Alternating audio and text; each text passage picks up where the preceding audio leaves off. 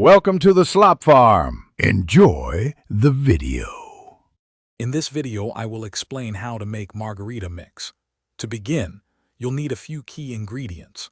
Freshly squeezed lime juice is absolutely vital for that bright, zesty flavor. You'll also need simple syrup to balance the tartness with a touch of sweetness.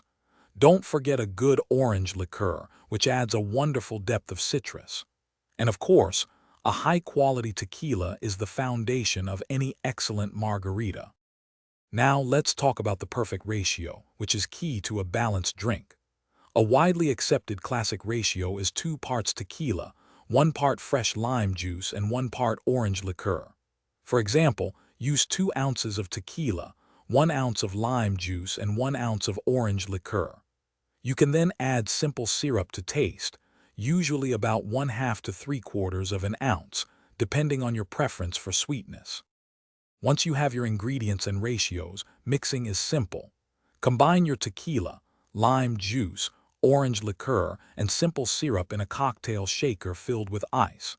Shake vigorously for about 15 to 20 seconds until the shaker feels very cold to the touch. Then, strain your perfectly chilled margarita into a salt-trimmed glass filled with fresh ice.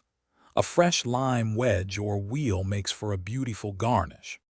Finally, let's explore customization and storage.